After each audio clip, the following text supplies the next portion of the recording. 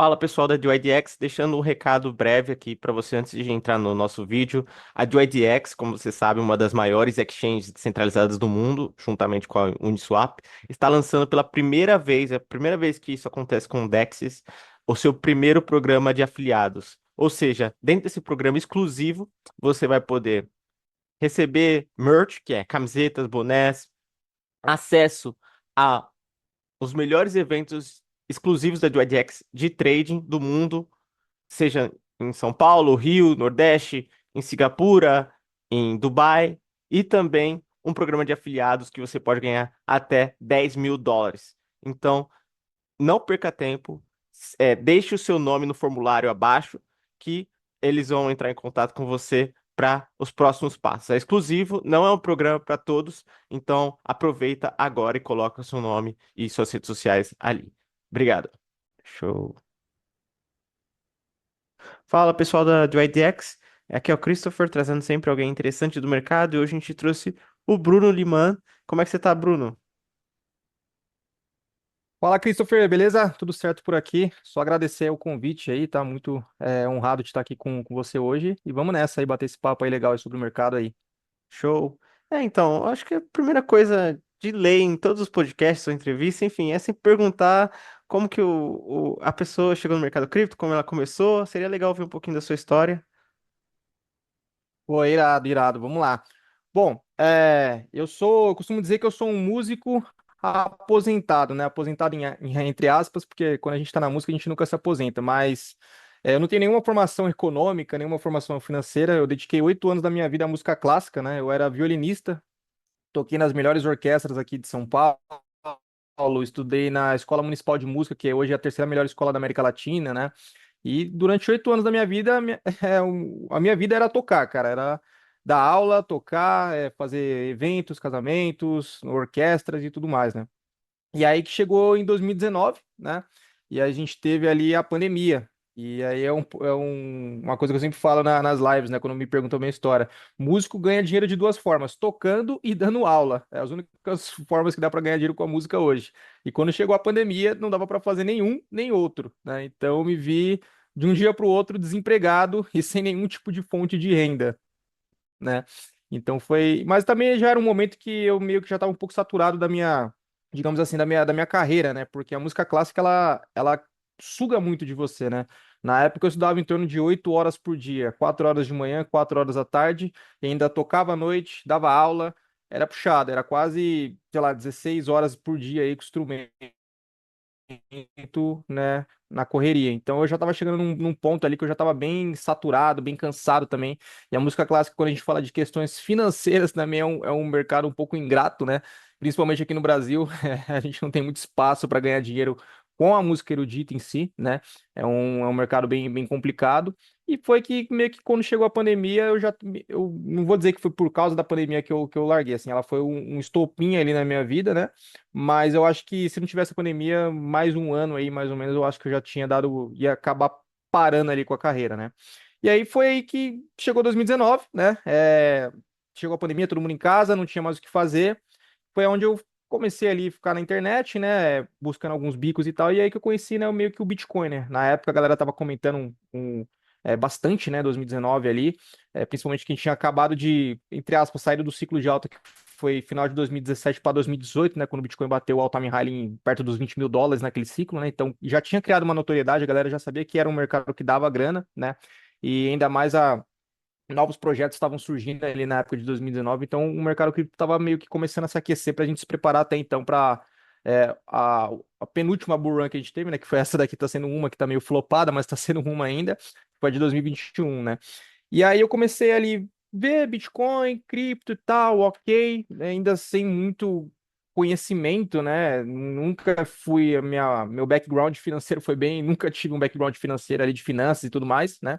E foi aí que eu comecei a dar uma olhada nos conteúdos. Eu lembro que na época os primeiros vídeos que eu assisti, cara, de Bitcoin, de cripto, foi do Fernando Urrich. E assim, eram vídeos que, cara, eu tinha que assistir 3, 4 vezes para tentar entender alguma coisa, porque o Urrich, ele tem uma linguagem mais complexa, né? Para quem acompanha o conteúdo dele, sabe que ele tem uma linguagem mais densa ali de se acompanhar, né? E comecei a assistir, cara. Comecei a estudar, assistir ali no YouTube mesmo. Teve alguns conteúdos também do Felipe Persico, que hoje é um dos players que eu até atuo com ele hoje, até hoje estou trabalhando com ele. E tinha uma didática um pouco mais simples de entender. E fui achando interessante, cara. Claro que na época o que me chamou a atenção não foi a tecnologia, né? Foi o dinheiro mesmo, a oportunidade de multiplicar o capital, no que eu não queria ficar rico na época ali, né? Mas enfim, comecei a estudar, né? E aí comecei a pesquisar em grupos de renda extra e tal, a galera falando muito de Bitcoin, e foi aí que eu caí em uns dois golpes seguidos, né, de pirâmide financeira, né? E foi bem complicado para mim na época, porque eu tava com uma reserva, com uma grana guardada, né? Porque eu tava meio que desempregado, fazendo bico para lá e para cá, para tentar puxar uma renda. E, pô, investi boa parte dessa grana que tava de reserva pra mim me manter em alguns meses até eu conseguir. Porque na época ninguém sabia quanto tempo que ia durar essa pandemia, né? A gente não sabia se era 3 meses, 4 meses. Ninguém esperava que a gente ia ficar quase um ano infernado dentro de casa, né? Ninguém imaginava isso. Então foi bem complicado, porque eu acabei perdendo, né, boa parte dessa grana em pirâmide financeira, né? Só que quando eu perdi, assim, foi um baque, mas eu acabei não desistindo. Eu tive um insight e falei, cara, será que é realmente isso? Será que Bitcoin realmente é um golpe? Será que, pô, esse mercado de cripto é só scam mesmo? Só serve para dar golpe? Será? Vamos ver, vamos tentar fluir um pouco mais. Foi que eu comecei a estudar para valer mesmo, né? Comecei a ter uma rotina diária ali de pelo menos 2 horas de estudo, fazendo meus bicos e tal. E o ponto de inflexão mesmo, que é onde as coisas começaram a acontecer, foi meados de 2022 para 2023, que hoje, né, eu tô full time em Web3, né? Eu atuo, a galera até brinca aí que fala que eu sou o Julius do mercado cripto, que eu atuo com mais de 8 players aí dentro do mercado, trabalhando em diversas áreas, né? As áreas principais que eu trabalho hoje é analista on-chain, né? Eu faço diversos relatórios para diversas comunidades aí de análise on-chain, e também na questão de produção e edição de conteúdo, né? Que é uma área que eu sempre gostei. Então, de uma maneira resumida e não resumida, foi esse meu estopim aí dentro do mercado cripto. Show, uma história bem legal de curvas, enfim, de reviravoltas. A gente sabe como que é vamos dizer assim, o mercado para músicos, no Brasil pelo menos, é um mercado difícil, não importando quão talentoso você é, e, poxa, música clássica tem um nível de exigência muito grande. Eu não sei tocar nenhum instrumento. Minha base de conhecimento de música clássica ou de instrumentos é tipo Whiplash. O filme, não sei se você já assistiu o filme. Enfim, mas eu sei Ué, que demanda muito, né? sim, sim. Como você falou, o mercado é muito competitivo, cara. Eu lembro que, por exemplo, a gente tem a Escola Municipal de Música de São Paulo, que ela na minha época, ela era considerada a terceira maior, melhor da América Latina, né? E, cara, é uma escola pública, né? Então você tem que fazer o teste para entrar lá. Eu lembro que na época eu fiz o teste lá e foi 150 violinistas para 5 vagas. E eu entrei e eu fiquei para suplente, eu fiquei em sétimo lugar, né? Então, tipo assim, eu fiz em janeiro e me chamaram na metade do ano porque dois não conseguiram ficar. Então, assim, é muito concorrido. Os maiores salários hoje a gente tem aí dentro das orquestras, por exemplo, a OSESP, que é a Orquestra Municipal de São Paulo, né? Na minha época, pagava em torno de R$ 11.500 para um violinista lá. Só que tem um problema, cara, porque pra você entrar lá, primeiro que alguém precisa morrer, né? Alguém precisa querer sair. Porque não dá pra você ficar tocando colocando um monte de violinista e tal. E a orquestra tem um limite, ela tem as vagas certas ali. E segundo, que você tem que ser muito bom, cara. Muito bom. Tipo assim, um nível muito bom. E o terceiro ponto ainda é que eles abrem vagas pra gente de fora. Então a gente às vezes tá competindo com, cara, os caras lá da Europa, gringos, que já tem uma cultura totalmente diferente do brasileiro, né? Então é muito competitivo. E, cara, é difícil, assim, você se manter no game, assim, da música e querer ir por esse lado, principalmente o erudito, né, o clássico, é complicado. Perfeito. Bom, voltando aqui para a questão cripto, já que você é um analista on-chain, acho que você deve ter recebido muito essa pergunta em 2024. E 24. E o BTC, a gente vai conseguir chegar em 100K? Hoje deu uma disparada incrível, eu sempre estava ali andando de lado, 60K, 61, e agora está 65 e já aumenta. Eu vi, acho que o indicador aquele de ganância, né, já estava voltando a ficar bem alto.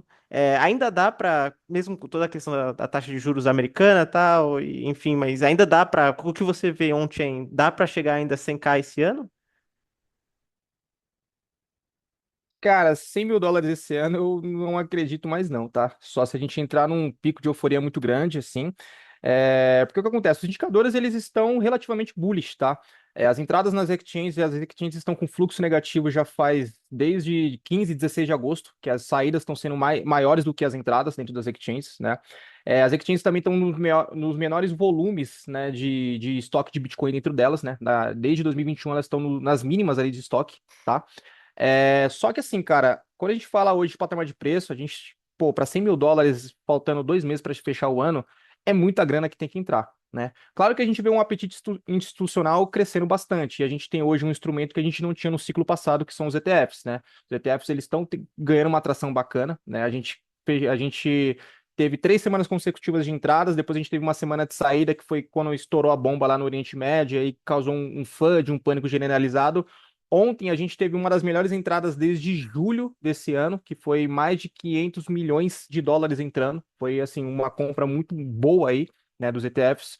Só que, cara, 100K eu acho que tá muito em cima, né? A gente tá falando de 2 meses aí. Claro que falando um pouco de sentimento, a galera começa a ficar um pouco mais bullish, né? Quando a gente chega no final do ano, né? Quando a gente pega os últimos topos aí do Bitcoin, sempre ali em meados de novembro, ali, dezembro tende a ser mais morno, né? A galera não tá pensando muito em operar, muito em, né? A galera não tá pensando nisso, né? Vamos dizer assim, na questão de investimento. Mas talvez há uma pernada de alta até novembro, né? Dezembro, na minha previsão, assim, uma lateralização, e aí é ver como que a gente vai se desdobrar ano que vem, né? A gente tem aí a questão do Fed, né? Os juros estão, até que enfim, foram cortados, né? A gente está com as apostas para a próxima reunião, que é a reunião de novembro. Eu olhei recentemente e estavam entre um corte de 0,25 e uma manutenção. Então parece que a galera já não tá mais tão otimista, porque antes a gente estava entre as apostas de 0,25 e um corte de 0,50. Esse corte de 0,50 na época, eu olhei no início, acho que foi ontem mesmo que eu olhei, já estava fora de cogitação, né? Então, a gente sabe, né? Cortes de juros, liquidez, né? Grana acaba aí vindo para o mercado de risco. Então, eu não acredito em US$ 100.000 esse ano, mas eu acredito sim, óbvio, US$ 100.000 nesse ciclo. A minha faixa ali de preço que eu tenho estipulado, com tudo que tem acontecido, é entre 140 e US$ 150.000, tá? Mas assim, nos indicadores em si, a gente está bem bullish, tá? Eu relativamente bullish, assim. A única coisa que preocupa assim, que eu olho, assim, de preocupação, pelo menos que a gente olhou de ontem para no final de semana, os mineradores, né? Os mineradores, eles têm liquidado as suas posições constantemente, desde o dia 15 de agosto. Mas do dia 15 de agosto para cá é um curto período. Só que, se a gente pega o estoque, o indicador do Miner Net Position, né, ele mostra que os mineradores eles passaram pelo maior período de capitalização, de capitulação, né, no caso, da história deles, porque eles ficaram desde novembro do ano passado liquidando as suas posições constantemente, né? E aí chegou em agosto, eles fizeram um mês ali, cerca de 30 dias ali de acumulação e voltaram a vender de novo, né? Então, e por que que isso preocupa assim? Claro que não é uma red flag, não é, eu vou falar para você, nossa, os mineradores estão vendendo, acabou o mundo. Não. Mas o que me preocupa é o quê? Que esses caras eles estão penando para se manter no jogo, né? A gente vê o hash rate do Bitcoin batendo topos históricos toda semana. Semana passada ele bateu mais um topo histórico que foi na casa dos 746 THS, terahashes por segundo, né? E, cara, esses caras eles estão sofrendo, eles não estão conseguindo se manter no jogo, né? E a gente achou que depois que desse período de capitulação grande que passou, que eles voltariam a acumular, ou seja, quem tinha que sair, saiu, beleza, ok. Só que eles voltaram a vender de novo e estão vendendo constantemente, né? A gente tem um indicador também que mostra sobre os holders de longo prazo, e esse indicador ele inverteu a curva recentemente também, né? Que são basicamente os caras que têm moedas a mais de 150 dias sem movimentar. Eles estavam numa acumulação muito forte e voltaram a liquidar suas posições. Por outro lado, os holders de curto prazo, né, os investidores de curto prazo, começaram a acumular. Claro que a gente vê, né, que meio que um balanceamento, né? A galera, as baleias saindo fora, meio que talvez fazendo um rebalanceamento de carteira, pode ser que às vezes eles estão saindo do Bitcoin e entrando em outras altcoins, ou estão liquidando mesmo, né? E as sardinhas, que no caso aí, meros mortais, nós aí, começando a comprar e entrando nesse time de euforia. O indicador aqui do Fear and the Greed que você comentou também, ele deu um baita salto, né, de ontem para hoje mesmo, né, com essa euforia e tudo mais. E é interessante porque o mercado ele estava muito indeciso, né, nas últimas semanas. O Fear and the Greed ele ficou, acho que umas 2 semanas em 50 pontos, em patamar de neutro, né? Porque o lance, né, que eu sempre costumo dizer, é que macro dita o jogo. Você pode ter a melhor inovação, você pode ter os melhores projetos, mas se não tiver liquidez, não vai subir. Tanto que se a gente pega o último ciclo de 2021, tem um gráfico até que o Casta ele mostra muito esse gráfico que, cara, abre o olho. Se você tivesse sido guiado só pelo corte de juros e pela o aumento o aumento de juros e os pacotes de estímulo, você tinha feito um ciclo perfeito. Porque a gente teve 2019, né? Os governos começaram a imprimir grana pra caramba ali dos auxílios. O que aconteceu com o preço do Bitcoin? Bumba, estourou. Aí depois passou esse período de estímulos, o Fed começou a aumentar os juros, o que aconteceu? A gente entrou no bear market. Cara, é batata, né? Então a gente vê que com a liquidez global é que manda no game, né? Independente se Bitcoin é uma inovação extremamente distópica e tudo mais, tem ETF e tal, se não tiver liquidez, o jogo não anda, né? Então, de uma maneira assim, mais resumida assim que eu vejo, eu estou relativamente bullish, tá? E só para encerrar o raciocínio que eu tinha falado sobre a questão macro, né? Não parece que a galera tá acatando muito esse discurso do Fed, né? Porque esse indicador que a gente comentou do Fear and the Greed, ele ficou 2 semanas parado em 50 pontos, né? Hoje ele deu essa estalada por causa do pump do Bitcoin, mas a gente percebe que parece que foi só uma busca de liquidez, porque bateu 68 mil dólares, a gente tinha aquela resistência, que era uma bandeira de alta, né? Que a galera mais grafista comenta, bateu e já voltou, né? Tanto que a gente olha na questão da galera que foi liquidada, foi, eu acho que 140 milhões de dólares liquidado em long e 150 liquidado em short. Então liquidou as duas pontas, né? Tanto a galera bullish, tanto a galera urso, saiu do game hoje, né? E por que que eu falo que a galera não tá acatando muito essa questão do Fed, não tá acreditando muito no discurso do Fed? Porque se a gente pega o gráfico do ouro, ele tava tendo um all-time high desde agosto. Semana a semana batendo topo histórico. E a gente sabe que quando os players estão se posicionando em ouro, normalmente é para se proteger de inflação. E também do discurso que a gente sabe de recessão, né? Que ainda está ainda obscuro se a gente realmente vai entrar numa recessão, se vai ser um soft landing ou um hard landing, né? A gente não tem muito. Tá bem difícil, né, de entender como que tá sendo o jogo, né? Então, ao meu ver, assim, estamos bullish, eu estou bullish, relativamente bullish aí para esses próximos meses, mas parece que o mercado ainda não está pegando aquela atração, principalmente quando a gente fala de macro, né, por causa desses indicadores. Perfeito, também estou bem alinhado com seus pensamentos, mas você comentou uma coisa interessantíssima sobre o hash rate, enfim, sobre a questão dos mineradores, que eles não estão acumulando como antes, e você sabe que o Casta é uma das pessoas que advoca no mercado, ele sabe, e aí o futuro, sabe? A gente não pode manter essa bomba no colo dos mineradores e para uma visão de longo prazo, da sustentabilidade do ativo, né? Como é que vai fazer? Ele até chegou a comentar uma coisa que para alguns é até meio extremo, né? Da questão de, sabe, vamos repensar a questão dos 21 milhões, vamos pensar em emissão de cauda. Para ser bem sincero, até é um dos poucos pontos que eu não concordaria com o Casta, mas eu entendo que a gente está com um problema assim na mão na questão do longo prazo. Saindo um pouco da questão on-chain, mas focando mais na sua opinião de longo prazo. Essa questão essa bomba no qual os mineradores é solucionável? Quais são vamos dizer assim, o que que a gente pode fazer para a gente manter os mineradores motivados? É a questão de ordinals, são subprodutos dentro do BTC da rede? O que eu queria saber um pouquinho do que o Bruno sabe de ideias de que a gente poderia fazer ou o que a gente não deveria fazer, enfim. Show. Cara, citando um caso aqui, eu gosto muito da visão. Eu sou fã de carteirinha, não tem nem tem como dizer, né? Trabalho com ele já há mais de um ano, então, tipo, eu gosto do caso porque ele faz a gente pensar, né? Ele não dá um caminho correto, ele faz a gente pensar, ele faz a gente fritar a cabeça e às vezes a gente entrar em discussões que a gente sequer tinha pensado antes, né? Porque o lance do Bitcoin tem uma galera muito maximalista que o problema do maximalismo é que, cara, a galera não consegue enxergar melhorias que podem ser propostas. O Bitcoin ele não é perfeito. Se ele fosse perfeito, só tinha ele, sabe? Então, tipo, eu acho que ele tem o seu papel totalmente importante dentro do mercado, mas ele não é perfeito. E a gente tem que bater essas discussões sobre a questão dos mineradores, sobre a questão do futuro, para a gente poder, no futuro, quem sabe, implementar melhorias. Né? Então, assim, quando a gente fala dos mineradores, né, eu sempre gosto de trazer um pouco para on-chain. A gente tem hoje atores que a gente não tinha nos últimos ciclos, que são os Rones e os Ordinals, né? E tem um gráfico interessante que ele mostra que hoje a mais de 70% das transações que ocorrem no Bitcoin são provenientes desses caras, né? Então, querendo ou não, se é bom, se é ruim, se tem fundamento ou não, assim, eu não invisto em Rollins, não invisto em Rodinals, para mim né? Eu não vejo interesse ali, né? Não sou um especulador ali mais DG nessa área, mas, por outro lado, não dá para se negar que eles têm trazido receita para os mineradores. Se é suficiente ou não, aí é outra ideia que a gente tem que ver no médio e longo prazo. Mas é como eu posso dizer, um novo leque de oportunidades que tem no Bitcoin, que a gente não tinha antes, que está ajudando esses players que são os mineradores, né? Então, cara, quando você vê que 60, 70% das transações que ocorrem hoje, diariamente no Bitcoin, são provenientes desses caras, não dá para dizer mais que Rones e Ordinals são modinhas. São coisas que, pô, é modinha, não vai durar um ano, não vai durar no próximo ciclo.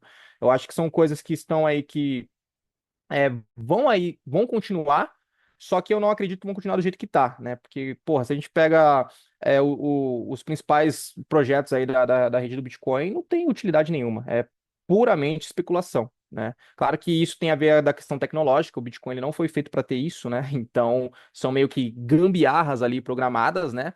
Mas não impede de no futuro, talvez, passar uma atualização que possa que aí é complicado, cara. Quando a gente fala de modificar o código do Bitcoin, é embaçado, assim, né? É algo que, se a gente chegar, vai ser complicado. Vai ser igual em 2017, na discussão acho que era do Taproot, da questão do Bitcoin Cash, do Bitcoin que foi todo aquele pane lá e tal, rachou a rede na metade e tal, né? Porque é complicado. Se a gente tiver um hard fork hoje, uma pergunta que até o Cassa ali faz e é bem legal da gente pensar. Se a gente tem um hard fork hoje no Bitcoin, o que que vai fazer a gente falar que qual Bitcoin é o Bitcoin correto? O que que vai dizer? E a resposta, né, como o Cassa sempre fala, é o consenso, cara. O consenso da maioria. Para onde a maioria migrar, provavelmente vai ser o Bitcoin. Aí, se os mineradores irem para o Bitcoin, entre aspas, degen, né? O Bitcoin com Rones, inscriptions e tudo mais, e o outro Bitcoin não tiver tanto poder de força computacional, que seja um Bitcoin mais, como eu posso dizer, mais inseguro, querendo assim, né, ter um hash rate cortado no meio. E aí, como é que vai ser? Então são discussões, cara, que são saudáveis a gente ter o quanto antes, a gente bater esses assuntos, só que é muito difícil você cravar um time assim, tipo de, pô, 5 anos, 6 anos, como é que vai estar o negócio? Eu acho que a gente tem que ir vivendo mês a mês, mas pensando sempre em inovações, cara, pensando sempre em melhorias. Sobre a questão do supply, né? Eu acho que, assim, eu sou um cara um pouco mais conservador. Eu acho que Bitcoin é Bitcoin do jeito que ele é e acabou, não precisa de mais nada disso. Não tem necessidade disso, né? Pô, a gente já tem Ethereum, principal plataforma de smart contracts, a gente tem as outras.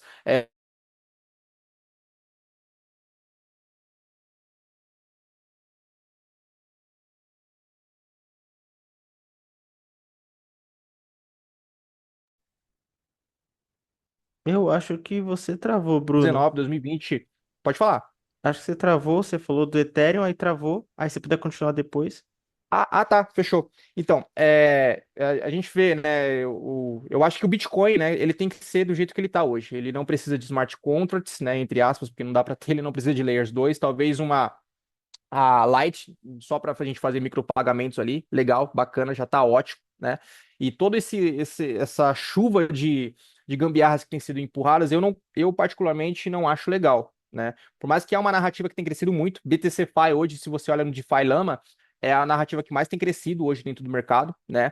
E é até interessante porque é tanta gambiarra, cara, que saiu aí algumas informações aí que as Layer 2 do Bitcoin, elas estão tendo um TVL inflável, né? É um TVL falso, não é um TVL nativo. Então tá sendo uma troca de acordos ali com os investidores japoneses, ali chineses ali e tal. Ah, dá a grana aqui e tal, que você coisa e pega os tokens, porque não tem como você validar isso, né? De tanto gambiarra que é.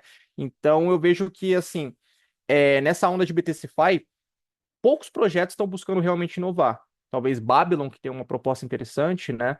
Tem a Stacks também, que talvez está tentando fazer alguma coisa legal, mas a maioria está tentando só hypar o surf, né? Tá parecendo as Layers 2 da Ethereum, que agora todo dia, toda semana sai uma Layer 2 nova que não faz nada de diferente, ela só quer lançar o seu token, captar fund e tchau, amém, e acabou o projeto, né? Então, na minha opinião, eu acho que o Bitcoin tem que ser do jeito que ele está hoje, tá ótimo, entendeu? Não tem que mexer em supply, não tem que colocar smart contracts, né? A galera que quiser ficar brincando de inscrições de runas, brinque do jeito que tá hoje com essa gambiarra que vocês fazem, aí é cada um sabe onde coloca o seu capital, mas não tentar mexer no código. Eu acho que o Bitcoin ele tem Eu não vejo nem Bitcoin como uma forma de pagamento. Para mim não faz sentido utilizar Bitcoin como pagamento, sinceramente. A galera até às vezes fala, ah, mas pô, é o Salvador e tal. Para mim não faz sentido. Eu acho que eu tenho que pagar o Estado com a moeda que o Estado me dá, que desvaloriza todo mês. O Bitcoin para mim é guardar e longo prazo, né? Algo que não só que possa valorizar, mas que o principal, que mantém o seu valor durante os anos, né? Então, a minha opinião, assim, sobre o futuro do Bitcoin, eu acho que, assim, é isso. Eu acho que do jeito que tá, é legal. Claro que a gente tem que bater discussões para ver, né, a sustentabilidade, principalmente dos players que agem hoje, que são importantes hoje dentro da rede, que são os mineradores, né?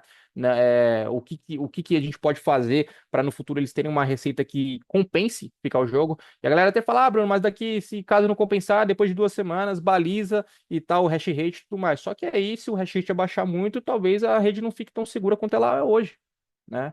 E corre o risco também de institucionais aí estarem à frente do hash rate do Bitcoin. Eu não me sentiria confortável com uma BlackRock dominando, sei lá, 70, 80% do hash rate do Bitcoin. E querendo ou não, indiretamente, né? Ela já tem um domínio muito grande, porque parece que saiu um dado que parece que das 5 maiores mineradoras de cripto hoje, a BlackRock é acionista de 4.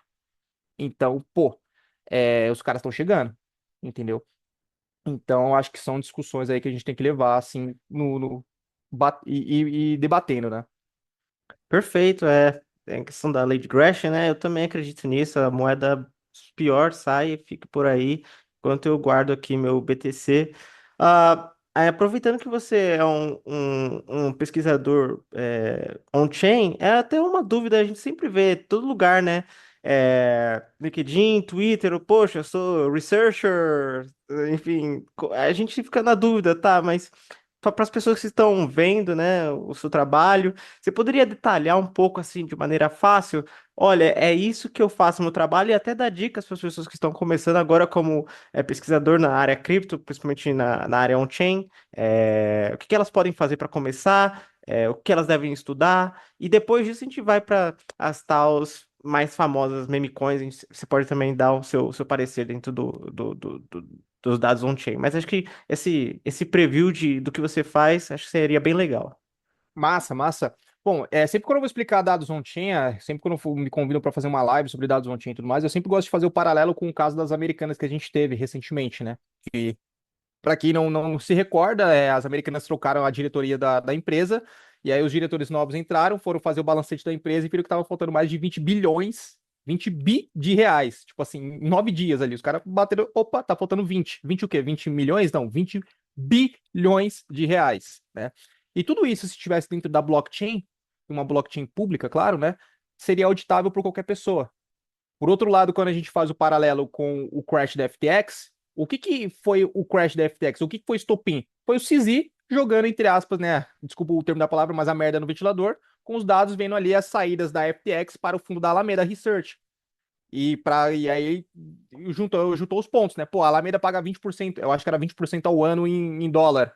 Da onde que tá vindo essa grana? Tá vindo dos próprios credores da FTX. E por que que eles conseguiram auditar isso? Porque tinham os dados dentro da blockchain. Então, dados on-chain, ele traz uma quebra de paradigma que o mercado financeiro nunca teve. Imagina, pô, você poder ver em tempo real o que que o Warren Buffett está comprando dentro do mercado de ações. Ou o que que ele está liquidando em tempo real, não e do jeito que é hoje, que eu acho que, se eu não me engano, é a cada 3 meses que é divulgado o balancete da empresa lá e tudo mais. Não, tempo real.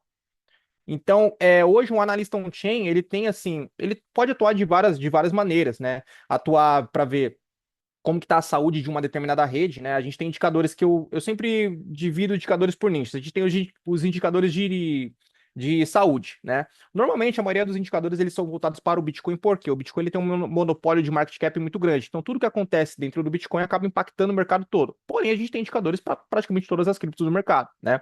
Mas, por exemplo, quando a gente pega indicadores de saúde da rede do Bitcoin, o hash rate, que a gente comentou agora, é um ótimo indicador de saúde, porque quando o hash rate cai muito, pô, alguma coisa está acontecendo, né? Até a gente teve ali, eu acho que foi em 2021 ou 2022, quando a gente teve o banimento dos mineradores da China, né? E o que aconteceu com o hash rate? O hash rate caiu pela metade naquela época, em um curto espaço de tempo. Naquela época todo mundo ficou muito preocupado, falou, pô, o hash rate tá caindo muito, cara, o que vai ser do Bitcoin e tal? E o que aconteceu?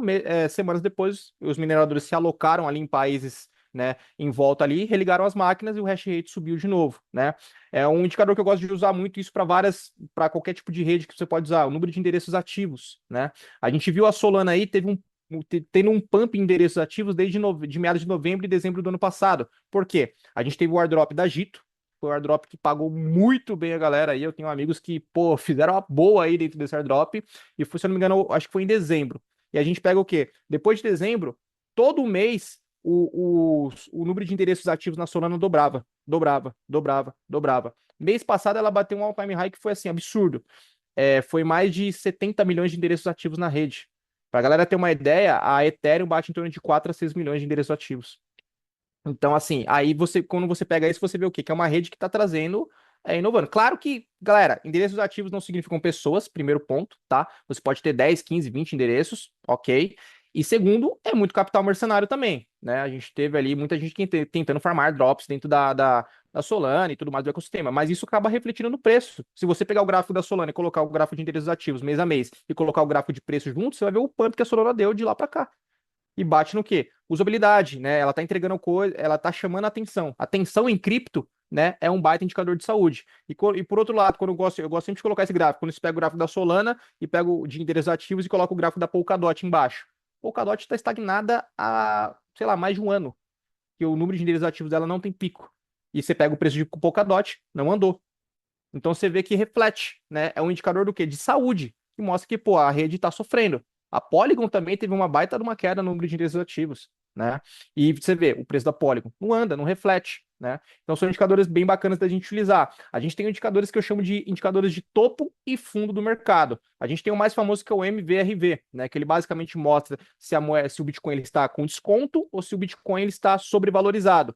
Esse, na minha opinião, é um ótimo indicador de fundo de mercado, porque se você abre o gráfico, você vê que toda vez que ele bate abaixo de um, as pessoas que fizeram compras nesses períodos que ele bateu abaixo de um fizeram excelentes compras. A última vez que ele ficou abaixo de um foi quando? Foi em novembro de 2022, no crash da FTX, que foi aquele tombo nos 16 mil dólares a fundo lá. Quem comprou ali, não preciso dizer, né? Se deu muito bem. E a gente tem também um indicador que eu gosto muito, que é um indicador de topo que funciona muito bem, que é a porcentagem de endereços com lucro, né? Que é um indicador que ele mostra ali quantas carteiras detentoras de Bitcoin estão no lucro, né? A porcentagem. E toda vez que ele tem uma linha vermelha, ele tem uma linha verde. Toda vez que ele chega na linha vermelha, significa que mais de 95% dos endereços eles estão no lucro. Se você percebe, ele não fica muito tempo nessa linha vermelha. Vem depois e acontece o quê? Uma liquidação no preço, né? Porque, cara, quando tem muita gente no lucro, não tem jeito. A galera vai liquidar, né? A gente tem os indicadores sociais, que são indicadores voltados ao quê? A mídias sociais, Twitter, Instagram, Telegram, né? E são indicadores muito bacanas, só que são indicadores que eu costumo dizer que já são de final de ciclo, porque quando tem muito movimento em mídia social, significa o quê? Que é quando você pega o Uber tá falando de Bitcoin, quando a sua tia te pergunta como que faz para abrir a conta na corretora, ou seja, é o varejo já entrando atrasado, quem tinha que comprar comprou e é final de ciclo, né? É Bitcoin saindo na capa de revista, né? Então a gente tem ali Google Trends, né? O último pico do Google Trends que você olha foi em meados de abril foi abril desse ano, bem no dia do halving.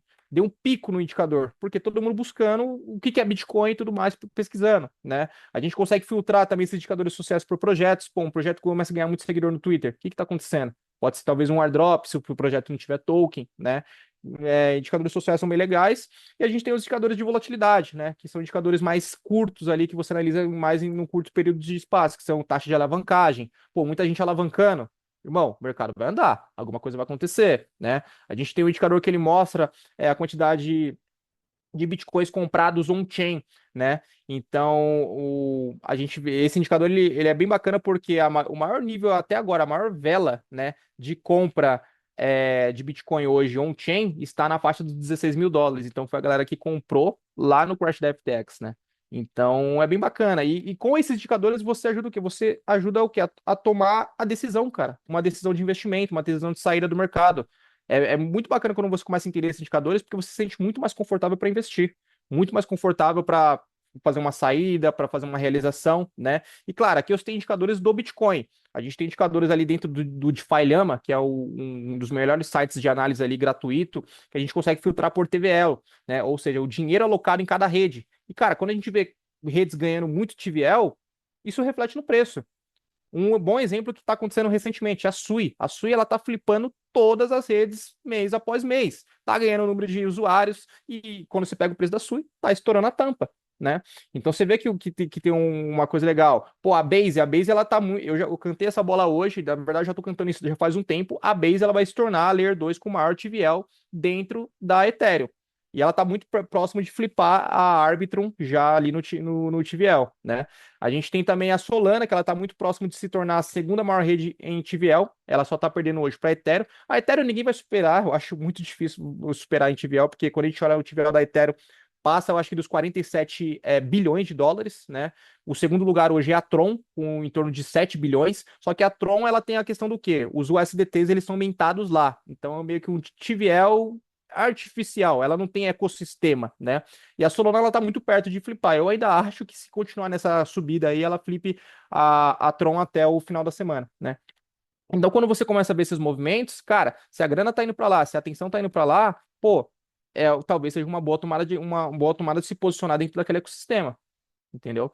Então, o analista on-chain, ele, como eu disse, são vários nichos ali, desde você ver como que tá o estado do Bitcoin até você ser um analista mais degen, caçar projetinhos, né? Ver ali a questão de TVL aumentando, a atividade na rede aumentando, né? E a partir daí você consegue ali ter tomadas de decisões melhores, né? Então hoje eu presto relatórios para algumas comunidades, presto relatório para a comunidade do Felipe Sigo, a comunidade do André Raro, né? Então várias outras comunidades, estou sempre postando ali no meu dia a dia ali os indicadores que eu estou vendo, né?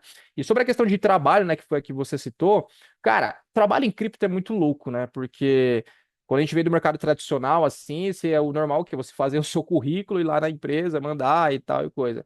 E, cara, em cripto, pelo menos pra mim, né? Hoje, pô, eu trabalho com Casta, com o Raro, com o Thiago Vilela, com o Felipe Persigo, né? Pô, com a CryptoShards, fazendo trabalho com uma porrada de gente aí, né? E todos esses trabalhos foi ali dando as caras, mano. Foi tipo assim, chegando e falando, cara, eu faço isso, isso, isso, tem alguma vaga aí no seu ecossistema, eu posso te ajudar nisso e tal. Eventos presenciais, eu praticamente bato carteira em todos os eventos aí, e todo evento que eu vou, eu saio de lá com pelo menos 2 trabalhos, né? Tanto na questão de produção e edição, que é uma área que eu gosto bastante também, de editar vídeos, de produzir ali, eu edito para vários players também dentro do mercado, tanto na questão de relatórios, né? Que é uma área que tá ficando bem escassa hoje, aí, pessoas que fazem bons relatórios, que fazem boas análises, né?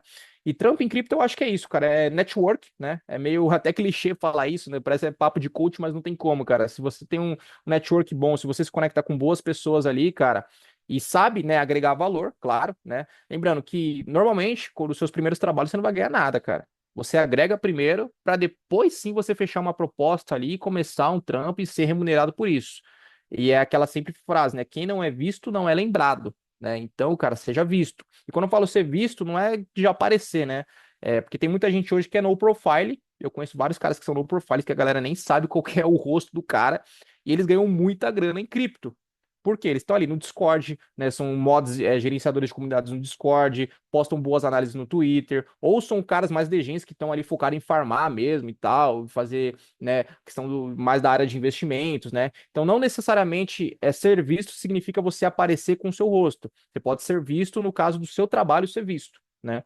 No meu caso, eu gosto de aparecer porque, cara, eu sempre fui dessa área de audiovisual e, pô, músico gosta do palco, né? Então, a gente já traz isso um pouco para cripto. Eu gosto de gravar meus conteúdos. Esses vídeos que às vezes eu posto lá semanalmente ali tipo, no Insta, no LinkedIn, eles me trazem muito trabalho, cara.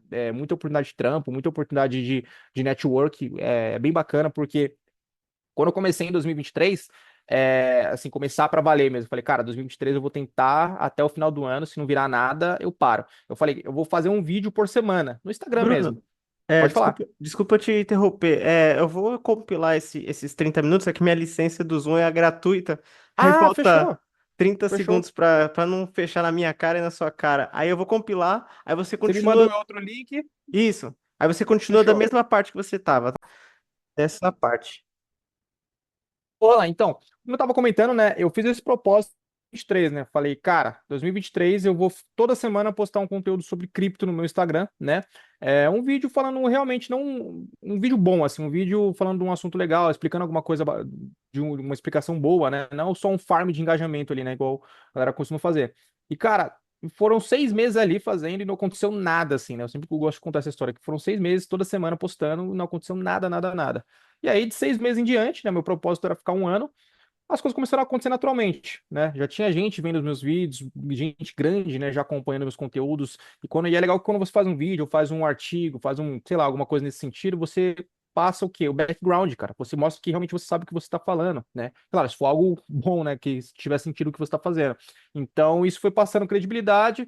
Foi aí que recebi uma proposta para fazer um relatório semanal ali na comunidade de Persigo, comecei a fazer, né? Toda semana. Confesso que no início, né, eu não tinha muito conhecimento ali de on-chain, mas é o que eu sempre falo, cara, cripto é um mercado que ele se atualiza todo dia. E todo dia aparece funções, né? Pelo menos todo ciclo aparece funções que não tinha no ciclo passado. Então não adianta você querer entrar no game depois que, pô, quando tiver 100% preparado, eu vou lá e vou me lançar. Não, cara, você não vai estar. Nunca vai estar 100% preparado. Você tem que ser o quê? Como a gente costuma dizer na Zona Leste aqui, né? Você tem que ser correria, cara. Tem que ser ligeiro para aprender as coisas rápido, entendeu? Então, até uma frase que eu sempre costumo dizer, né? O melhor skill que você pode ter é aprender a aprender, né? Aprender a aprender é o melhor skill que você pode ter, cara, porque é o game que a gente utiliza. Toda semana o mercado muda, toda semana aparece um protocolo novo. Pô, se a gente pega do ciclo passado de 2021 para esse ciclo, olha o quanto de coisa que a gente tem hoje, cara. Inteligência artificial, DePIN, RWA. A gente nem se falava isso em 2021, ninguém sabia nem o que era isso, né? Então, cada ciclo vai aumentando as coisas ali.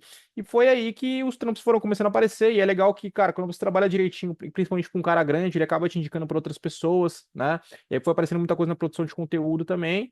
E bom, 2023, 2024, estou aqui full time aí, né, dentro do mercado cripto. Toda a minha fonte de renda vem desse mercado. Eu falo assim, não é fácil, cara, porque por mais que a gente trabalha na frente de um PC, aqui é o meu quarto barra meu escritório, barra meu banheiro, barra tudo, né? São praticamente 22 horas por dia que eu fico nesse mesmo ambiente. Dessas 22 horas por dia, são 16 horas, às vezes, no PC, né? Então, assim, é cansativo, mas por outro lado é proveitoso. Quando a gente tem uma experiência, né, no mercado tradicional, a gente sabe, pô, às vezes eu demorava 2 horas para ir pro trampo, 2 horas para voltar, condução cheia, lotado, não ganhava muito bem, né? Que é um ponto também que pega bastante. Aqui, vários trabalhos em cripto você recebe em dólar, cara. E, pô, cara, às vezes 200, 300 dólares que cai de um trampo só, é as contas do mês todo que você consegue pagar, entendeu? Então é muito bacana. E fora a questão também do reconhecimento, cara. Trabalhar para as pessoas que você sempre admirou, que você admira. Pô, o Casta é um dos caras assim, que eu mais admiro, assim. A gente ganhou um hackathon junto lá quando a gente colocou a Valocracia no ETH Samba. A gente já fez ali vários eventos ali, eu sempre cobrindo, ajudando ali na parte ali. Pô, ele lançou o curso ali, o Profissional Cripto, recentemente. Eu sou um dos professores lá, me deu essa oportunidade, né? Então, assim, é bem bacana porque você consegue, assim, ser reconhecido num nicho que você atua, cara. Então, cripto, mercado de Web3 é um mercado que tem muita oportunidade para quem quer trampar, para quem não sabe, quer mostrar o trampo, não quer ficar falando, é pegar o negócio e fazer. Cara, o que que a gente precisa fazer, papapá e tudo mais, né? Eu gosto até de brincar da experiência que eu tive recentemente, né? Faz uns 2 meses. A gente tem um projeto dos Beaver Builders, né? Que são um projeto de NFTs dentro da linha que a gente utiliza o sistema da Valocracia. E os caras me chamaram para participar desse projeto na área de marketing, né? E a linha ela vai ter um hackathon, né? E os caras falaram, cara, a gente precisa de um vídeo, né, para a linha, né? Você explicando o projeto e tudo mais. Eu falei, cara, de boa, eu faço um vídeo tranquilamente, isso daí não é problema para mim. Só faz o roteiro aí. Aí eles falaram, só que é em inglês. Aí eu falei, opa, peraí, inglês eu nunca fiz, né? E aí eles me passaram todo o roteiro em inglês. Cara, foi dito e feito. Eu peguei o notebook que eu tenho aqui do lado, coloquei no Google Tradutor, coloquei a mulher do Google Tradutor para falar frase por frase, e fui gravando, gravando, gravando, gravando. Quando eu mandei pros caras, né, o vídeo, né, pra equipe ali dos Beavers, né, eles falaram, mano, você usou inteligência artificial? Eu falei, não, eu só gravei. Demorou pra caramba, eu fiquei 3 horas ali gravando? Fiquei, mas deu certo. No final, o vídeo tava lá bem produzido. Ele é legal que depois dessas experiências, eu comecei a pegar vários bounties lá na Super Team da Solana. E vários deles eu ganhei em primeiro lugar. Tipo, gravando vídeos em inglês, explicando protocolos, competindo com outros caras da gringa e ganhando em primeiro lugar. Então, assim, é muito do lance de você. Eu sei que às vezes é um papo meio motivacional, coach, mas, cara, é verdade. A gente que às vezes vem de baixo, a gente se limita muito, cara. A gente fala, pô, mano, quem sou eu, né? Cara, vou estar competindo às vezes com a gringa, os caras lá, né? E, cara, a gente pode tudo, irmão. Se você que fazer a sua correria, trabalhar direitinho, se dedicar, irmão, não tem jeito, né? E eu brinco disso porque o meu primeiro evento de cripto que foi o NFT Brasil, que foi em março do ano passado. Eu fui nesse evento sem ingresso, eu fiquei só na parte de fora ali, porque eu não tinha nem ingresso, não tinha nem grana para comprar o ingresso. Eu não tinha nenhum trabalho em cripto. E recentemente a gente teve o NFT Brasil de novo, que foi agora em agosto, se não me engano, em setembro. A gente foi lá, E é muito louco. Passou um ano praticamente e eu tô full time na indústria. Conheço uma porrada de gente, já tive várias experiências. Tô full time aí ganhando dinheiro com cripto, né? Então é muito louco como as coisas acontecem rápido se você fizer a sua correria ali. Excelente história, acho que vai servir bastante de motivação para o pessoal que está começando agora. Fico feliz que o mercado está vendo o seu talento, enfim, e investindo cada vez mais. E você já trabalha com grandes nomes no mercado, Casta, Felipe Persigo, enfim, bem legal essa peça de motivação para aquelas duas pessoas que às vezes têm o sonho, né, mas ainda não recebeu esse estalo. E quem sabe nesse corte, nesse vídeo, pode ser o estalo para começar já hoje, não amanhã, mas hoje já a estudar dados on-chain. Bom, eu falei com você que a gente ia falar um pouquinho sobre meme coins, porque pro bem e pro mal elas geram muita atração pro mercado, enfim, as pessoas fazem trade bastante disso, tanto na do IDX. E minha pergunta para você como analista, né, de on-chain, é possível dentro dos dados on-chain uma pessoa comum, que não é baleia, que não tem uma equipe de, sabe, de analistas, ela ter essa antecipação de trends, de movimentações de mercado e conseguir um meme token específico, estudando por conta própria, ou é uma coisa que, olha, infelizmente, pode ser sincero, não importa se é o canal da DYDX, até porque você pode shortar, pessoal, e entrar em long também, mas seja sincero nessa questão de é possível para pessoa comum ou realmente não? Cara, quando a gente fala de meme coins, eu gosto sempre de fazer dar um passo atrás e entender como que tá a dinâmica desse ciclo, né? Porque eu acho que o ponto principal que esse ciclo ensinou para as pessoas é a humildade. Porque todo mundo cantou a bola que 2024 ia ser o ano, o melhor ano do mercado cripto, ia tudo pra lua e tudo mais, e não foi bem isso que aconteceu. A gente percebe que os preços estão parados, as altcoins não estão andando, projetos extremamente consolidados que foram considerados, eu cito aqui a Matic, não andou. E foi um dos projetos que, cara, mais fechou parceria no bear market. Os caras mais buildaram no bear market, mas isso não refletiu em nada no preço de tela do token. É bizarro isso, né? Então, eu acho que esse ciclo ensinou muito, assim, a gente ter mais humildade na hora de ver como que as coisas estão fluindo. E por que que isso que eu falo isso? Porque, cara, hoje, né, a gente tem mais de 2 milhões de tokens dentro do mercado. No ciclo de 2021 a gente tinha, sei lá, 10 mil tokens. E é bem bacana, porque em 2021, cara, o que que você apertava ali? Eu podia colocar meu cachorro no teclado aqui para escolher uma altcoin, ele apertava o buy ali, comprar e ia subir. Tudo subia, era absurdo, assim, era todo dia 10% de valorização em todas as altcoins e tal. Hoje eu vejo o quê? Que primeiro, isso, eu acho que isso não vai acontecer mais. Eu acho que o lance vai ser o quê? O ciclo ele vai ser pivoteado por setores. E é o que tem acontecido. Se a gente pega de 2024 para cá, a gente teve o setor de meme coins, que no começo do ano, tipo, bombou pra caramba. Depois a gente teve uma pivoteada para RWA. Os tokens de RWA começaram a crescer pra caramba. Depois a gente tem visto muito a questão de narrativa de inteligência artificial agora, tem sido uma das melhores performances dos últimos meses, né? Principalmente porque a gente vê que o chat GPT-5 pode ser lançado agora no final do ano ou mais tardar no começo do ano que vem. Ah, Bruno, mas chat GPT vai ter cripto? Não, mas acaba impactando diretamente em tokens relacionados a IA, mesmo esses tokens não tendo nada a ver com o chat GPT. Então eu acredito que o ciclo agora ele tem que ser surfado por narrativas. Eu acho que não vai ter um momento que tudo vai subir ao mesmo tempo, até porque, cara, é muito token. É muita narrativa, é muita grana que tem que entrar para o negócio acontecer de verdade, né? E a grana hoje ela tá muito fragmentada em vários tokens, vários projetos. Pô, a gente vê aí aquela plataforma de fazer meme coins da Solana, eu acho que é Pump Fan, alguma coisa assim. Cara, os caras criaram mais de 1 milhão de tokens em um curto espaço de período, assim, tipo, em 2 meses, assim. E o problema das meme coins, cara, quando a gente fala de dados on-chain, é muito difícil você filtrar meme coins ali em on-chain, porque é muito rápido, cara. É muito rápido o que acontece. A estilingada põe, da mesma forma que ela bateu, ela já volta. E normalmente essas meme coins que bomba, a galera que. Porque é aquela, né? Sempre tem a história do cara que investiu na meme coin e ficou ultra mega bilionário. Mas a maioria desses caras, eles tinham o quê? Cider information. Eles tinham informação privilegiada. Não foi porque eles acertaram um golpe de sorte. Eu, pelo menos, eu não conheço ninguém que acertou um golpe de sorte. Eu já troquei ideia com vários caras. Eu tive conhecimento aí com caras que, cara, na época da Shiba, o cara recebeu Shiba na carteira, quando foi lançado, porque ele era amigo do cara que criou a Shiba. Entendeu? Então, tipo assim, o problema das meme coins, assim, eu não tenho nada contra, eu não invisto, eu não tenho, assim, na carteira, eu separo minha carteira por setores que fazem sentido, tem três ou quatro setores ali, porque senão é muita coisa para acompanhar, e eu acho que, pô, não faz sentido, mas o problema das meme coins é essa ilusão que elas são pregadas, principalmente pra galera que tá chegando. de que eu vou investir R$ 100 e vou fazer 10 milhões até o final do ciclo, né? E é aquele mesmo, assim, aquele é sempre o papo antigo. Quando ela bater $1, eu vou ter X e X e X. E você pega essas pessoas que normalmente falam essa questão, as pessoas não sabem nem fazer uma matemática de capitalização de mercado.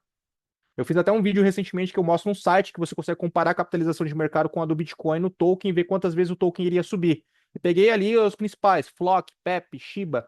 Todas elas, se tivessem a capitalização de mercado do Bitcoin, não chegariam nem na casa dos 10 cents. E a gente está falando da capitalização de mercado do Bitcoin. A gente está falando de mais de US$ 1 trilhão em uma meme coin. Entendeu? Então, o problema disso é que é pregado meio que uma ilusão, cara, para essas pessoas e esses entrantes novos, que normalmente são os caras que fazem a liquidez para os caras saírem, que é a galera nova que entra no token ali quando o token já tem muita gente comprada, né?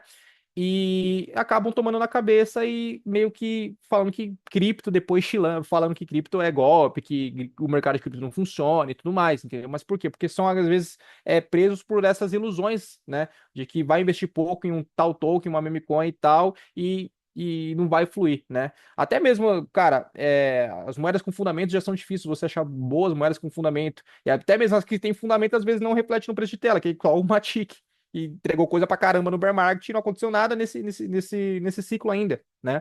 Então é um pouco complicado. E a gente vê hoje como os ciclos eles estão ficando mais rápidos, mais ligeiros. Meme coins tem que surfar rápido. Tem que papum, saiu e acabou, irmão. Porque o tempo de, às vezes, de você entrar e ela bater o topo ali, cara, às vezes é em uma semana. E ela nunca mais volta naquele topo. E você vê, às vezes, o cara entra atrasado e fica com a bag segurando lá. Não, mas ela vai voltar, ela vai voltar, ela vai voltar. Cara, eu sempre falo para as pessoas: pega o CoinMarketCap e olha ali o top 100 do CoinMarketCap ano por ano. Você vai ver que vários projetos, cara, sumiram do CoinMarketCap ali. E quando você pega o top 10 vai sumindo, vai sumindo, vai sumindo. Então, vários projetos do ciclo anterior, que, cara, eram os melhores, principalmente porque a gente pega, sei lá, 2020, 2021, tinha as Ethereum Killers, né? A galera que ia matar a Ethereum e tudo mais. Pô, eu nem me recordo, assim, a gente tinha a Avalanche, que veio daquele ciclo, tinha a Ergo, né? E projetos que hoje ninguém fala. Ninguém fala desses caras, entendeu? Até mesmo a Near, que a Near ela foi ligeira, ela conseguiu pivotear o negócio dela e hoje ela tá mais centrada na narrativa de inteligência artificial. Ela foi inteligente, mas na época ela era uma Ethereum Killer também. Então, tem que tomar muito cuidado, cara, né, nessa questão. E quando a gente fala de dados on-chain, a única coisa que eu vejo, assim, pensando aqui, né, porque eu nunca peguei para fazer uma análise on-chain de uma meme coin, mas que eu vejo, assim, que seria interessante é você filtrar a quantidade de tokens nas carteiras, para ver se não tem muito token centralizado numa carteira só. Isso já é algo interessante de você analisar, porque se tem muito token centralizado numa carteira só, o que impede desse cara de dar uma cabeçada depois que o preço de tela subir e fazer você de liquidez, né? Mas enfim, é um pouco difícil de filtrar, cara, quando a gente fala de meme coins, cara, porque eu tinha comentei no começo da live, a gente pega, por exemplo, o número de usuários de endereços ativos. Como você vai ver o número de endereços ativos numa meme coin que às vezes a vida útil dela é um mês. Não dá para você filtrar assim, né? Você até consegue filtrar um crescimento legal e tal naquele mês e tal, mas entendeu? Vai para onde isso, né? Então é um pouco complicado, né? Essa questão das memes e tudo mais. Assim, lembrando, não tenho nada contra, só não tenho na minha bag porque para mim não faz sentido e é muito rápido para você ter que acompanhar. Então, tipo, a gente viu as memes na Ethereum, agora tem as memes, vimos as memes no Bitcoin ali, com os Dog to the Moon e tudo mais, agora a gente tem as memes na Solana, daqui a pouco tem as memes, tem a meme na Base também, que tá começando a criar notoriedade e tal, e eu te pergunto, cara, como que tu acompanha tudo isso, mano? É absurdo, não tem como, a gente que tá full time com cripto não consegue, entendeu? Às vezes é o tempo de você dar uma volta com o cachorro, já mudou o mercado todo e coisa, então é um pouco complicado, né? Então, para quem, principalmente para quem tá começando, é muita coisa e assim, talvez esse ciclo ele tenha ensinado pra gente que quanto mais conservador você ser, talvez você tenha melhor assimetria, sabe? E se você às vezes colocar o seu capital no cavalo vencedor de cada setor, talvez você tenha uma assimetria muito maior do que você tentar ficar tentando estourar a boa, mudando capital todo dia para alguma coisa, esperando você estourar a boa, né? Às vezes o médio e longo prazo ali, investindo nos cavalos vencedores, pô, pega o setor de liquid stake, investe no cavalo vencedor de lá, pô, pega o setor de RWA, investe em dois cavalos de lá, né? Setor de inteligência artificial, é mais interessante do que você às vezes tentar ficar pulando ali de galho em galho, né? Show. Eu também acredito no que você falou, referente também a informações privilegiadas de tokens, enfim, token já nasce já com o objetivo não de ser um meme para divertir as pessoas, mas sim para despejar na cabeça de todo mundo, enfim, fazer o lucro para aquele criador específico. Tá, a gente está se encaminhando para o nosso final de podcast. Eu tenho três perguntas, na verdade. É, se você for assistir esse vídeo depois atentamente, você vai ver que uma das palavras mais repetidas foram a questão da Solana, e eu já falei isso com a Rafaela Romano também. É difícil de entender, você vê assim tokens, como você disse, a Matic agora, que é Pol agora, né, com bastante consistência de narrativa e não consegue ir para frente. Você tem a Chainlink aí que, poxa, nos últimos 5 10 anos sempre foi top 5 de todos os das pesquisas. Aí você tem uma rede que trava o tempo todo com um tom apocalíptico, geralmente, acho que o ano passado inteiro, e ainda mais com a queda da FTX, que se não me engano, teve uma participação de investimento, e mesmo assim a confiança nesse token no projeto é inabalável, assim, para todas as pessoas que carregam Solana, enfim, e você vê outros tokens que não tem todo esse tipo de problema e acaba tendo esses problemas. É, o que a gente pode descrever para as pessoas é por isso que a Solana está crescendo bastante. É o que você falou, é movimentação. A Rafaela tinha falado sobre isso. Poxa, ela trava porque ela é muito mais usada que as outras. Ou é o que? É a arquitetura de software dela que é muito diferente das outras, é muito superior a Ethereum. O que a gente pode explicar para as pessoas, tentar explicar? Esse é o fundamento que a Solana está crescendo tanto. Cara, vocês estão pontos interessantes, né? Eu acho que o primeiro ponto é que a Solana ela se mostrou resiliente, porque no crash da FTX todo mundo, a maioria da galera decretou a morte da Solana ali.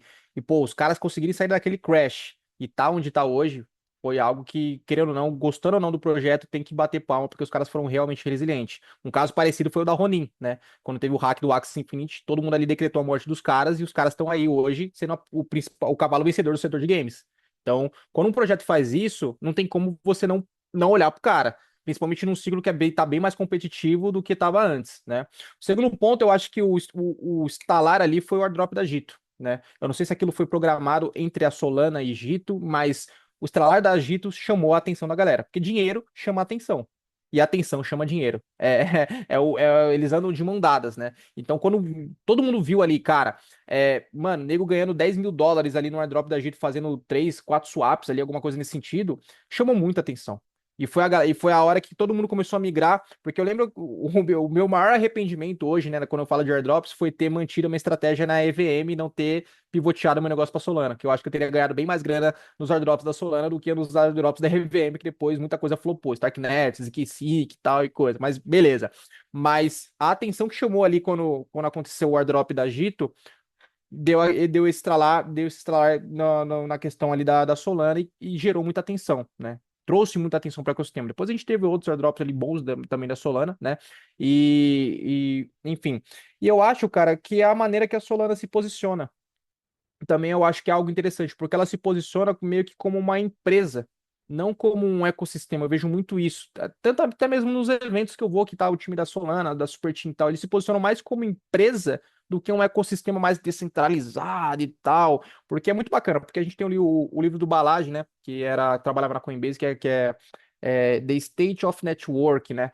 Que ele fala nesse livro que cada blockchain é como se fosse uma própria nação que age de uma forma diferente da outra. E quando a gente pega as blockchains, realmente é isso, cara. A gente tem o Bitcoin com os core devs, os mineradores montando ali. A gente tem a Ethereum com a Ethereum Foundation, o Vitalik. A gente tem a Polkadot que, pô, com todas ali as parachains e tudo mais. A Cosmo com as zonas mais diferentes, bem mais descentralizada e tudo mais, né? É até um ponto interessante. Todo mundo fala que, pô, descentralização, o projeto perfeito ele tem que ser super descentralizado, o ecossistema perfeito ele tem que ser super descentralizado. Mas olha o ecossistema da Cosmos. Na minha opinião, hoje é o ecossistema mais descentralizado. É tão descentralizado que a própria a Atom, né? Ela não é o token mais relevante do próprio ecossistema, de tão descentralizado que é. Só que isso não reflete no preço de tela. A Atom tá sofrendo, né? Então são paralelos que a gente faz. E a Solana, eu vejo hoje que eles se comportam como uma empresa. Como realmente uma empresa, meio que quase uma empresa Web 2 com essa questão, né? E, enfim, o outro ponto também que eu acho que a Solana teve um crescimento é que a galera começou a perder um pouco de crença na Ethereum, cara, sabe? Uma das principais narrativas desse ciclo, quando a gente volta de dezembro para janeiro, era a Layer 2. Pô, as Layer 2 elas vão escalar, elas vão acabar com o problema da Ethereum. E a gente não viu isso acontecendo. Cara, eu pego do claim da Layer Zero. No claim da Layer Zero que foi pela Arbitrum, a taxa da Arbitrum chegou a quase US$ 30. A Arbitrum, pô, é a Layer 2, na época era a Layer 2 mais escalável da Ethereum na época, hoje é a Base, com média de 72 TPS. Então, tipo assim, a crença na Ethereum, ela foi meio que, eu vejo que ela foi diminuindo um pouco. Quando a gente pega preço de tela, a gente vê que isso refletiu no preço de tela, porque Ethereum hoje tá lateralizada há muito tempo, não anda, não acontece nada. E eu vejo que, assim, na minha concepção, tá? As principais narrativas para Ethereum esse ano era o quê? Layer 2, que na minha opinião não deu certo, virou várzea, virou zona agora, toda semana tem uma Layer 2, daqui a pouco eu vou lançar uma Layer 2 semana que vem, entendeu? E Raystaking. Raystaking era uma narrativa muito forte, que quando veio ali a questão da Eigenlayer, até fui um dos primeiros caras a postar um conteúdo no Instagram sobre a Eigenlayer e tudo mais, só que parece que não vingou. Porque, pô, a galera ficou tão na gana de airdrop, airdrop, airdrop, e cadê o incentivo mesmo monetário, né? Da questão, por exemplo, da Angular. A Angular, se você faz se você trava lá a questão lá, o seu capital lá, você não ganha a questão do poder, da divisão dos lucros ali, de você validar vários. Não, você ganha ponto de airdrop, cara. E, pô, mano, a gente já tá aí no final do ano, entendeu? E os caras estão com essa questão aí. Então eu vejo que parece que, na minha concepção, a Ethereum ficou um pouco para trás esse ciclo em inovação. Não vou dizer assim, é inovação, acho que inovação é a palavra certa. Trazer coisas novas, que realmente coisa. Porque o que sustentou a Ethereum esse ano foi airdrop. A única coisa que eu vi chamando a atenção na Ethereum esse ano pra realmente os caras utilizarem foi airdrop, principalmente das Layer 2. ZK-Sync, Scroll, Linea, Starknet, o que segurou a movimentação ali foi airdrop. Então eu vejo que a galera perdeu um pouco de crença na Ethereum e começaram a pensar numa segunda, na questão do quê? Cara, vamos pensar numa contratese contra a Ethereum. E qual que era o nome mais forte? Foi sempre Solana. Quando a gente coloca aí contratese contra Ethereum, Solana. Polkadot não tem, não chega perto. Cosmos, pô, não chega, entendeu? ADA, Cardano, esquece. Então, o case que a gente vê hoje, a contratese mais forte dentro do ecossistema, dentro de cripto hoje, para Ethereum, é Solana. Só que, cara, é bizarro, porque em 2021 a gente nem pensava em contratese com Ethereum. A gente fala, não, Ethereum é a plataforma principal, é a plataforma vencedora hoje de contratos inteligentes. E eu não estou falando que não é, mas hoje a gente tem uma visão diferente como investidor. Será que vale a pena todo o seu capital, né? Que é um risco que muita gente corre e às vezes nem sabe. O cara mostra a carteira dele e ele fala, e ele tem lá Ethereum, Lido, Arbitrum, Eigenlayer, tudo mais. Aí você vê, você fala, cara, seu portfólio todo tá dentro da Ethereum. Se der algum pau na Ethereum, todo o seu portfólio vai de vala. Então, às vezes, a gente está tendo hoje um pensamento, eu, pelo menos como investidor, eu tenho um pensamento um pouco diferente de ter contrateses e diversificar o capital ali, né? Então eu acho que o lance da Solana foi isso. E claro que a Solana também tá prometendo algumas coisas aí com a Fire Dancer, né? 1 milhão de TPS e tudo mais, né? Tem todo esse imbróglio aí. E sobre a questão de travamento, é o ônus e o bônus, né? Porque a Ethereum não trava, mas a Ethereum ela fica super cara. Eu vejo que as duas blockchains elas fazem a mesma coisa quando tem muito acesso. Elas expurgam os usuários as duas expurgam os usuários, só que cada uma faz de uma maneira diferente. Solana trava e a Ethereum ela faz a questão ali ela fica cara, né? Então eu acho que a minha análise é essa. Perfeito, é. Realmente os dois vão descontar, assim. Eu lembro quando alguém da escola, enfim, recebia uma bronca, descontava no outro, enfim, do jeito deles vão descontar em alguém, seja por preço, seja por travamento. Você deu uma dica, assim, eu vou ser bem objetivo nessa pergunta.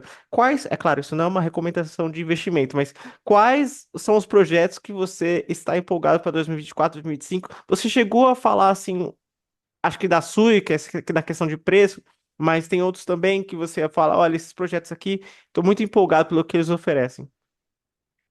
Cara, eu não sou um cara muito bom de falar de projetos, por mais que eu estude vários projetos todos os dias. Mas eu acho que, assim, falando aqui sobre a questão de posicionamento de carteira, eu acho que é mais interessante você escolher setores, aliás, de você posicionar por projetos, né? Então, setores que eu estou muito bullish. RWA, não tem como não estar bullish com RWA hoje em dia. E RWA, o que vai pegar é um imbróglio regulatório, né? Porque a partir do momento que você começa a tokenizar coisas do mundo real para blockchain, a regulação vai cair em cima, né? Mas para mim é um setor que assim, e aí ele tem os seus cavalos vencedores ali, né? Eu acho que hoje a RWA, Ondo, né? A Maker ela tem um papel legal também em RWA, que são players legais, né? O setor de inteligência artificial está crescendo bastante, né? Não tem como eu dizer que hoje. Claro, inteligência artificial tem que saber filtrar, porque são poucos projetos que realmente utilizam inteligência artificial para alguma coisa, que realmente agregam, né? A gente teve a fusão da Ocean, a Gix e FET, se eu não me engano, né? Que eu acho que é um projeto que vale a pena estudar ali. Eu não cheguei a estudar a fundo, mas eu acho que vale a pena ver como que vai ser a sinergia, né? E claro, como que o token captura valor nessa questão, né? A gente tem também a Spec, também, que é um projeto de inteligência artificial que, cara, eu já tô aí há uns 4 meses aí vendo ali, né, a questão dela, né? Eu acho que, assim, o setor de layers 1 alternativas, né, como a gente comentou aqui, Solana, Sui tem crescido bastante, Aptos também tem tido um crescimento legal. A Aptos, ela tem um funding muito grande, cara, são mais de 350 milhões de dólares que os caras captaram aí, né, por mais que já tenha token, tem grana, tem grana para queimar incentivo ali, né? Claro, a zona econômica da Ethereum, né? Ethereum, eu tenho assim, é que falar de Layer 2 é complicado, cara, porque é tudo a mesma coisa. As que tem alguma inovação, por exemplo, a Starknet, que é uma Layer 2, né? A ZK, que utiliza a tecnologia de ZK Stark. É e não é, é e não é, sabe? Tipo, é algo interessante, né?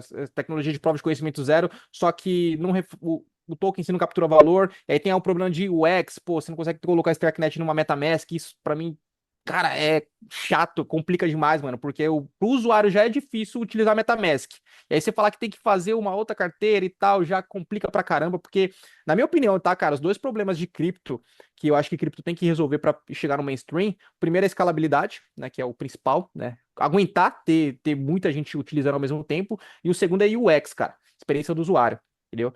Não dá para chegar e aí a galera maximalista fica brava. Não, mas você tem que fazer suas 12 palavras e guardar. Meu irmão, isso não existe, irmão. Isso não existe. Pra gente, às vezes, já é chato, complicado. Agora você vai fazer pra uma pessoa com seus 40, 50 anos falar que você tem que, pô, criar sua MetaMask, anotar suas 24 palavras e tudo mais. E aí você tem que assinar a transação para enviar, pagar gas, ver o melhor horário do Dewey da Ethereum que tá barato. Então, assim, não existe. Então, e o X, eu acho que é um dos fatores principais que tem que melhorar para cripto, né?